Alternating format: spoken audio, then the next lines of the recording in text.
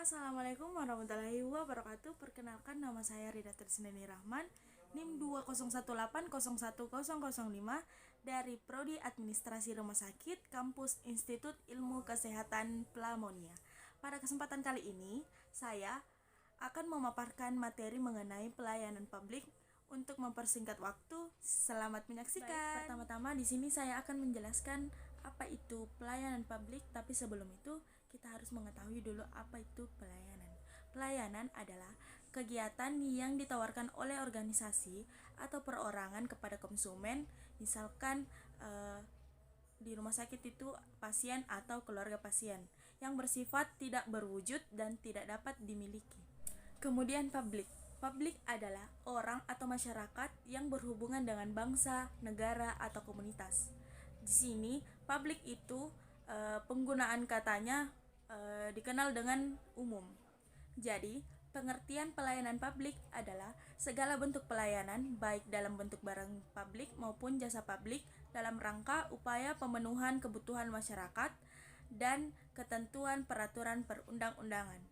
Jadi, dasar hukum penyelenggaraan pelayanan publik yaitu Undang-Undang Nomor 25 Tahun 2009.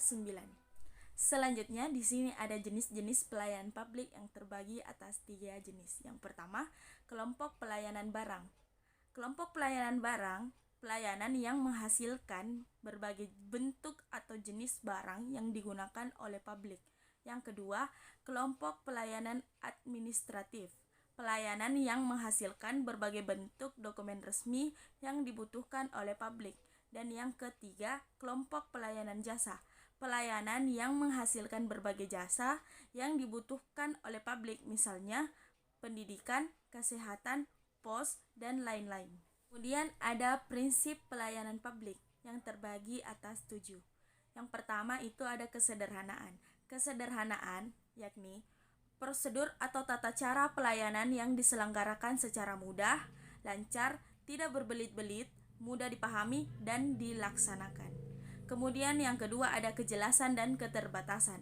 Segala hal yang berkaitan dengan proses pelayanan umum wajib diinformasikan secara jelas dan terbuka agar mudah diketahui dan dipahami oleh masyarakat, baik diminta maupun tidak diminta. Yang ketiga ada keamanan. Di sini proses serta hasil pelayanan umum dapat memberikan keamanan, kenyamanan, dan dapat memberikan kepastian hukum. Yang keempat ada efisien. Persyaratan pelayanan umum hanya dibatasi pada hal-hal yang berkaitan langsung dengan pencapaian sasaran pelayanan dengan tetap memperhatikan keterpaduan antara persyaratan dengan produk pelayanan umum yang diberikan. Yang kelima ada ekonomis. Pengenaan biaya pelayanan umum ditetapkan dengan memperhatikan yang pertama, nilai barang atau jasa pelayanan umum. Yang kedua, kondisi kemampuan masyarakat untuk membayar secara umum. Dan yang ketiga, ketentuan undang-undang yang berlaku. Kemudian yang keenam itu ada keadilan yang merata. Cakupan atau jangkauan pelayanan umum harus diusahakan seluas mungkin dengan distribusi yang merata dan diperlakukan secara adil. Dan yang terakhir itu ada ketepatan waktu, yang dimana pelaksanaan pelayanan umum dapat diselesaikan dalam kurun waktu yang telah ditentukan. Selanjutnya di sini ada masalah pelayanan publik. Yang pertama itu sistem pemerintahan yang belum baik dan kualitas sumber daya manusia yang belum memadai. Misalnya, masih banyaknya keluhan dan pengaduan dari masyarakat baik secara langsung maupun melalui media massa. Yang kedua, pelayanan publik masih diwarnai oleh pelayanan yang sulit untuk diakses, prosedur yang berbelit-belit, serta biaya yang tidak jelas. Yang ketiga, ada kecenderungan ketidakadilan dalam pelayanan publik, di mana masyarakat yang kurang mampu ini akan sulit mendapatkan pelayanan.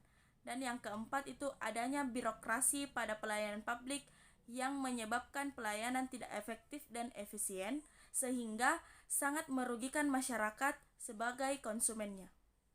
Nah, kemudian di sini ada unsur-unsur pelayanan publik.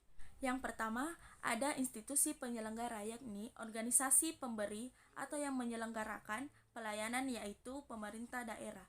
Yang kedua, ada penerima layanan.